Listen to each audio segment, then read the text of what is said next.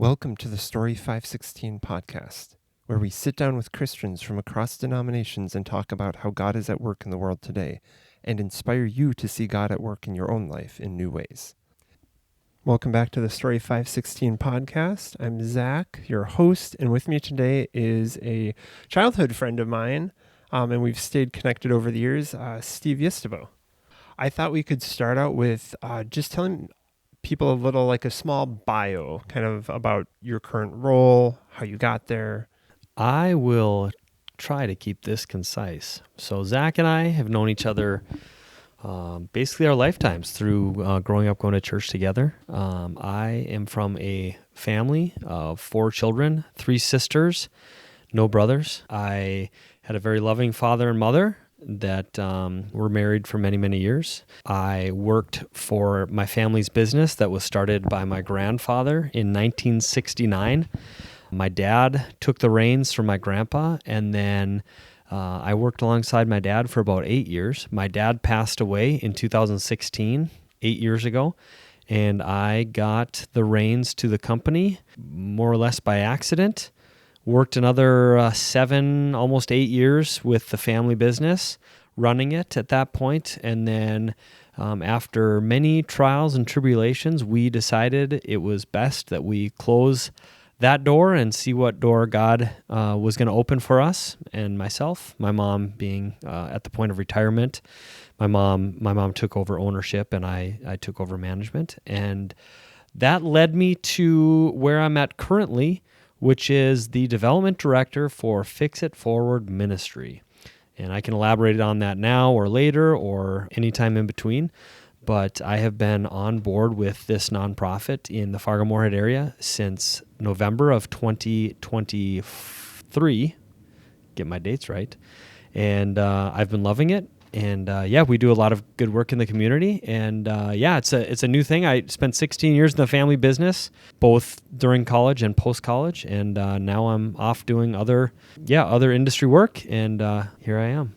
Yeah, it's been kind of crazy keeping up with you over the years, just the changes that have happened, especially in the last year here, joining Fix It Forward. Why don't you tell us a little bit about Fix It Forward and the ministry side of what they do? I'm going to give you the short, and then I'll give you the history up to the present. We fix cars for free for people in need, and we donate cars for free to people in need within the community. In 2015, our 2 co-founders, Matt Carlson and Jeremy Jensen, were both developing software for Microsoft and reconnected at the water cooler and shared their passion for fixing cars, working on cars and tinkering, and decided to team up and fix cars for people in their immediate network that maybe were a little financially less fortunate, and decided to put their skill sets to good use and started fixing up cars. And that turned into them networking with other local social service agencies like the YWCA, Rape and Abuse Crisis Center, and the like, to connect with people in legitimate financial need for transportation, free of the public transportation system. They spent 3 years working out of Matt's garage at his farmhouse about 10 miles north of Moorhead, maybe 5.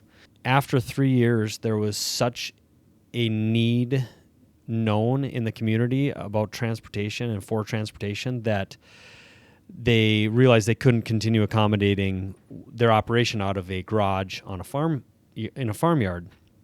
So Matt decided to quit his Microsoft job and start a for-profit auto care so that from 8 to 5 he could make a profit or revenue stream running a auto care, and then nights and weekends he could use the auto care building and resources to continue his ministry. So he quit his Microsoft job and went cold turkey into the auto care industry. It was a very, very trying first 3 to 6 months.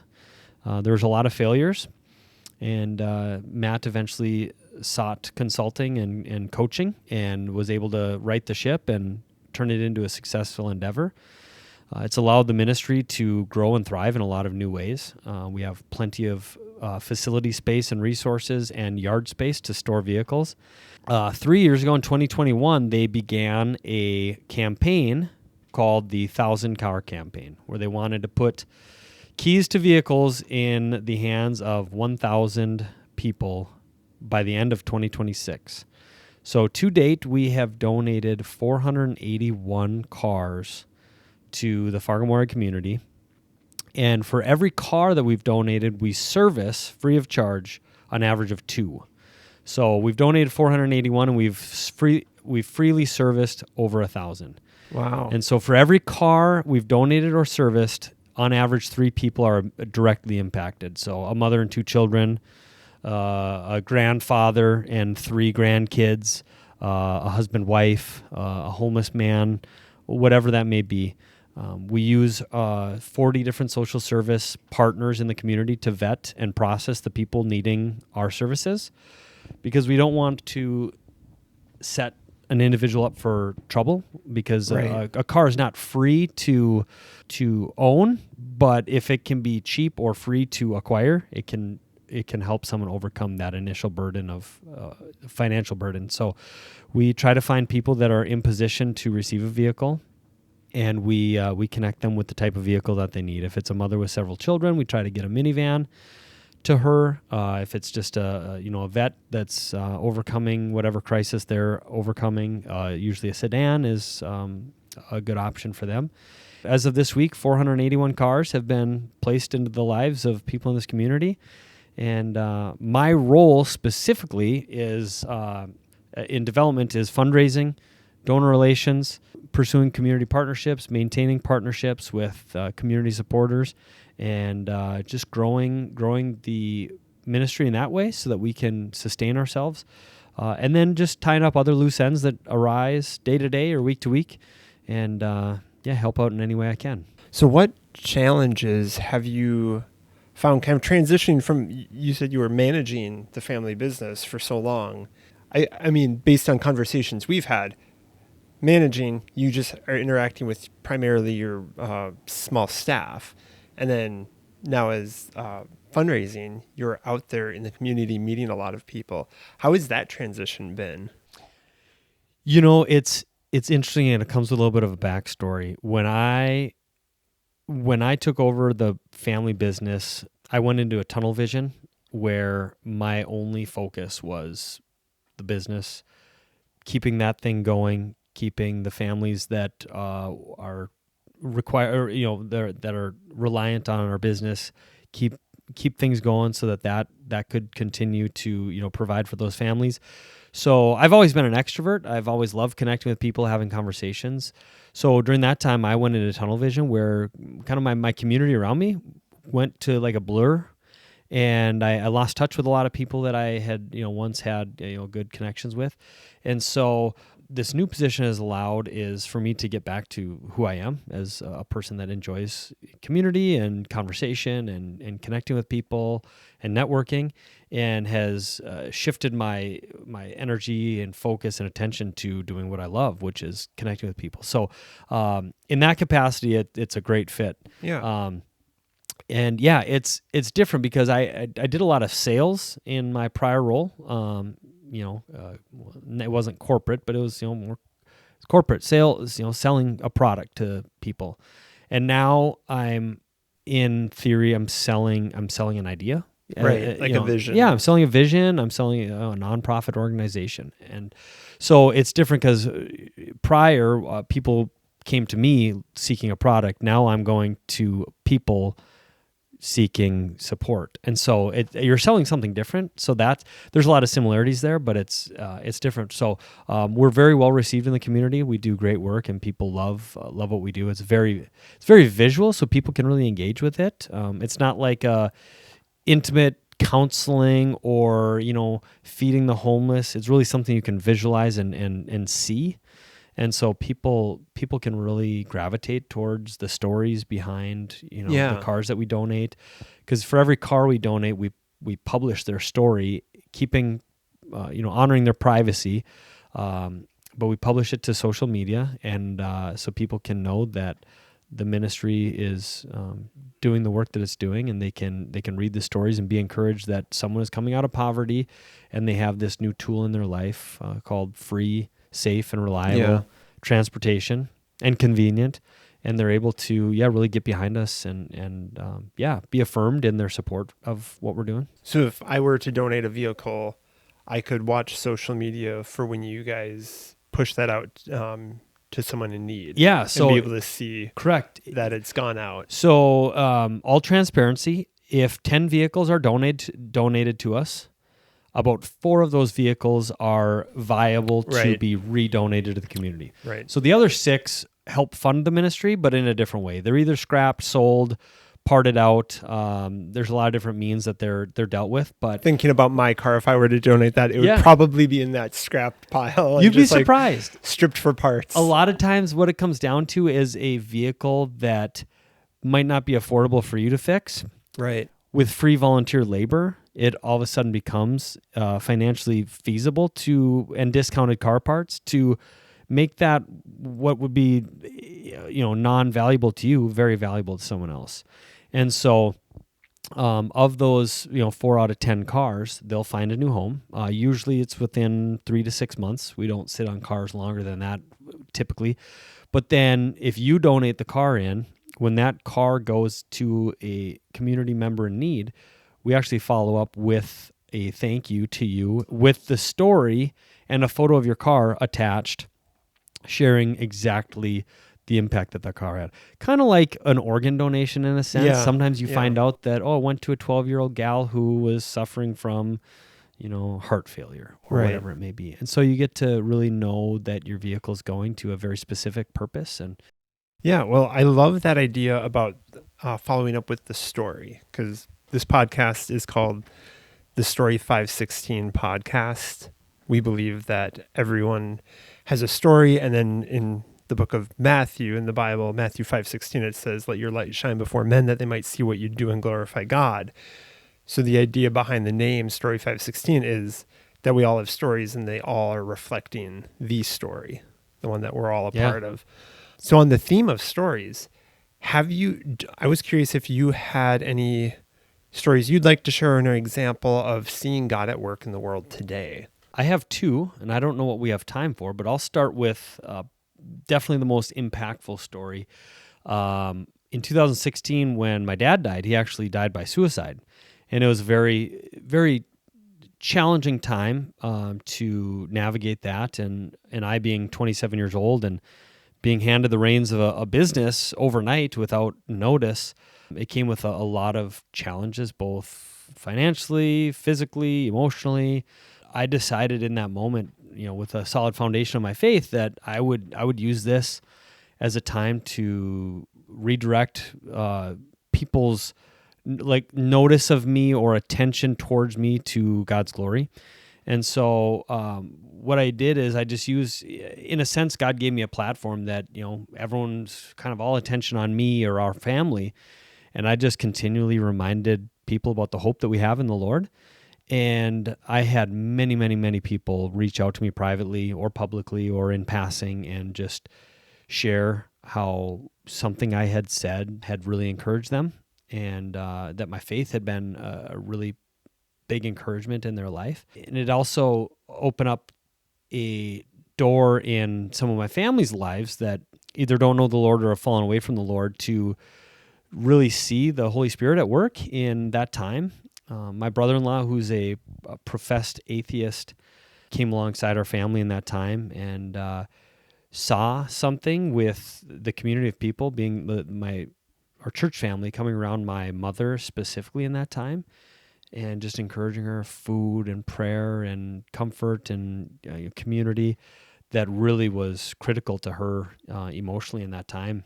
And my brother-in-law stood up at a family event. There were probably 25 or 30 people there, and he just wanted to say that there was something going on within that group of people that he couldn't understand, but he said was so beautiful.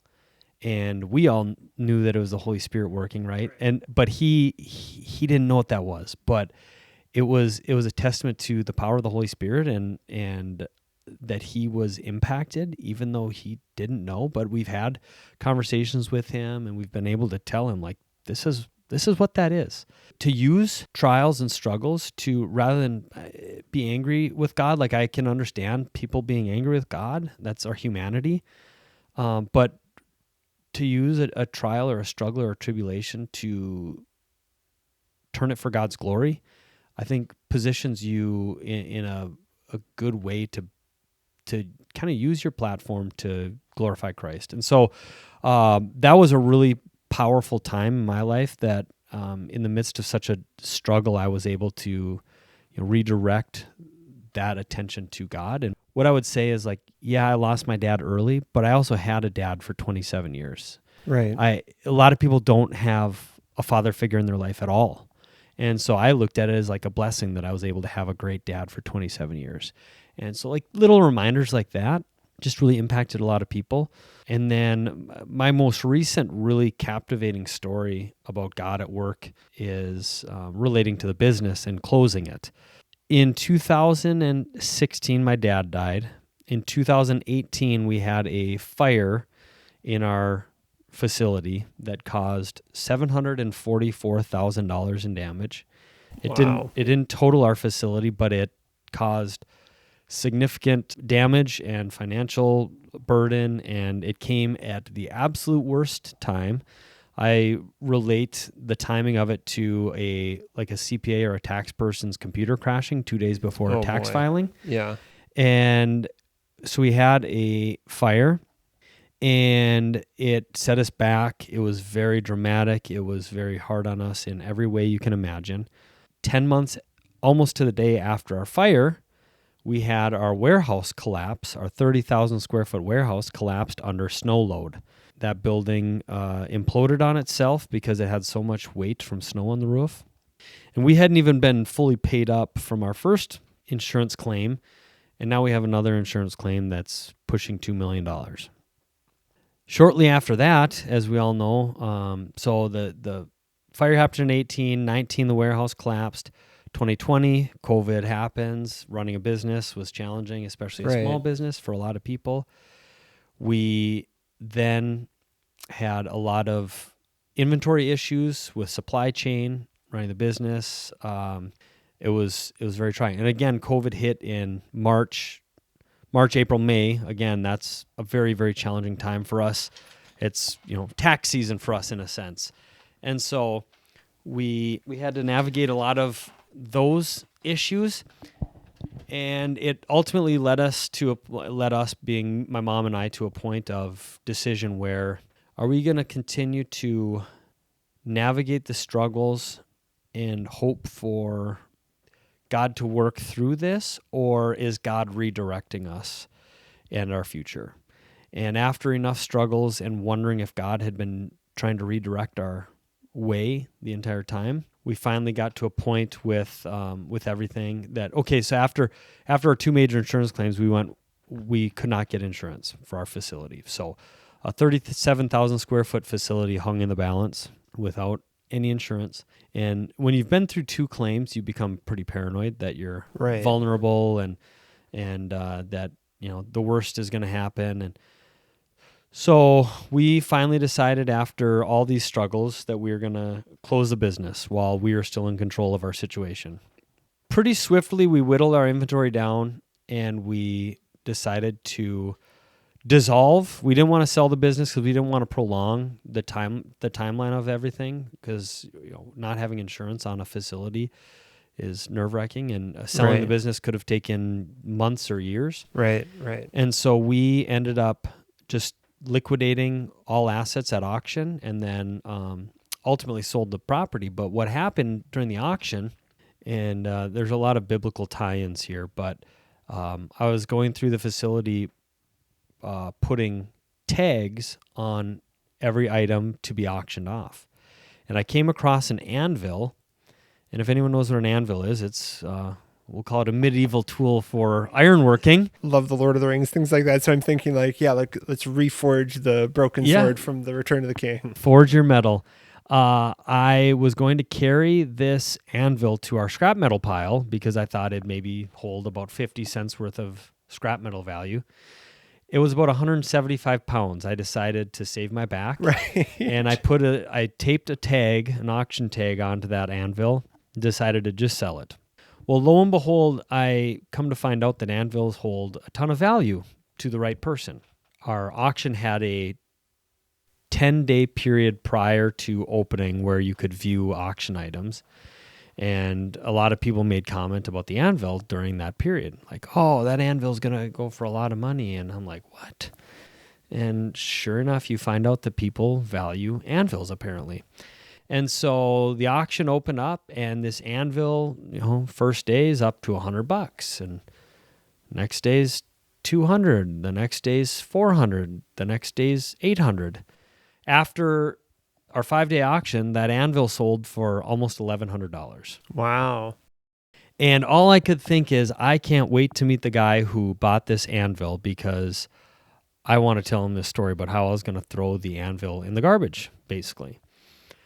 So the auction loadout came, the period of time where you load up people's goods that they bought, and 3 guys came to pick up the anvil and 5 other items that they had purchased. And I got to talking with them, and I said, hey, who bought this anvil? Which one of you guys bought this anvil? And they're like, oh, it was our boss. We're just the guys doing the run for him. And I was like, oh man, I really wish I could have met the guy. I had a good story for him. And I shared the story with these 3 guys, and they said, well, our boss owns the business just on the south end of the block. Same block that our facility is on. And I thought, what? And they said, oh yeah, it's this business called ABC whatever. And I was like, oh, you guys have a lot going on down there. And I was like, do you guys want to rent some space from me? Because I thought, maybe I have a facility that's going to be available, and I'm going to need to do something with it. And they said, well, we'll tell our boss, and he'll probably give you a call. And here this guy had been running a business down the block for 3 years. I had never known what they did, never met the guy. And here I was going to discard this anvil, and a guy, my neighbor, literally buys it.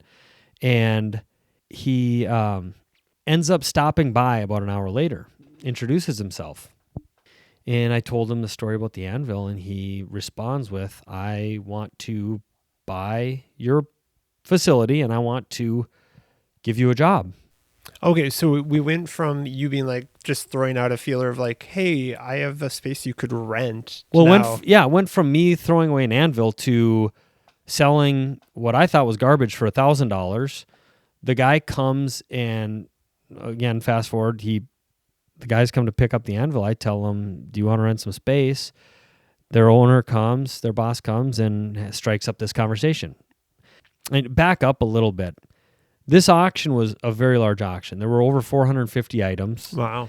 And there were like 25,000 different people that had either put a bid on or had like flagged the auction for like watch. So it was had a very large footprint, 5-6 states. And of all the people that buy my anvil, it's my neighbor. Right. Which ironically enough, my scrap metal pile was halfway between him and my property. So I would have carried the anvil halfway to him to throw it in the scrap pile. He tells me he wants to buy the building and give me a job, and because I'd be needing to do both, get rid of the building and get a job. So, but then he tells me that he can't have the conversation for 3 more months because he's going to be doing a cross-America bike trip. And I'm like, well, that's interesting, an interesting ask that I just sit on my building for 3 months. And so he goes, well, let's have a phone conversation in a couple of weeks. So a couple of weeks later, I'm on vacation in Florida, and he calls me up, and he, again, proposes the potential sale of my property to him. After a conversation, I finally took the guy seriously enough to say, let's talk when you get back. I'm going to have enough work to do to get the facility ready that in 3 months when you're back, we'll have the conversation. He ended up coming back in May. This was, again, February. He came back in May, calls me up basically while he's still on the tarmac and says, can we meet tomorrow? So we went the next day to meet, and he had two offers. One, an offer on the building, and second was an offer for a job. And I thought, wow, this is remarkable. Like, I didn't expect this to go this way. Right. And again, I've been one to let God lead in my life, and it's rarely easy, but in hindsight, it makes sense. And I encourage all your listeners to just be patient for the hindsight, because then God's path is true and clear. And so anyways, simultaneous to this conversation, I had been pursued by Jeremy with Fix It Forward Ministry about an opportunity with the ministry.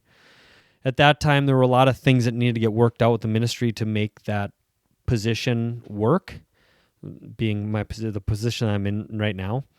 And so I'd had several conversations with Jeremy, and then again, bring on the selling of my property and that job opportunity offer. I was given more or less an ultimatum that the guy wanted the building and me, but didn't want the building without me. He just saw a lot of value in me knowing the facility inside and out. Again, it was 37,000 square feet, so it was a large facility. Yeah. And he just saw that I had a lot of skill sets that could help him fill a need that he had. And so I had to hit pause with my conversation with Jeremy pursuing Fix It Forward Ministry so that I could get my facility sold and get that behind me. And so I onboarded with this guy just down the block, and ironically was then going to be working out of this building that had been in my family's life for 54 years, right? But working for someone else. I worked for the guy for 4 months, and leaving a lot of that story out of it, felt called to get back involved with the conversation of Fix It Forward Ministry and all that they were doing. And reached out to Jeremy and said, hey, I'm ready if you guys are still open to me onboarding. And 2 days later, we had our conversation about what my job would entail and expectation and just kind of laying the groundwork. And 2 weeks later, I had started. So, wow. So the story there is there's a lot of little glimpses of Christ working in my life there. But one is how God can use something like an anvil or something that we think is outcast or valueless, or right, because you were ready to throw it in the scrap. I was ready to throw it in the garbage. Trash. And not that there's any independent significance behind that anvil, but it was part of God's story in laying the groundwork to not only sell this property and how easy of a process that was in a world where selling a property can be a very big thing for someone. It was still a big thing, but it happened very easily. And then how God just used these little things to direct my path ultimately to the ministry. So the funny thing is, after all was said and done, when we did the property transaction, I had requested the anvil that he purchased from me back in the purchase of the property as part of the cost, because I believe that this anvil is we'll just call it a talking piece, or just a story piece for a story of how God has led in my life.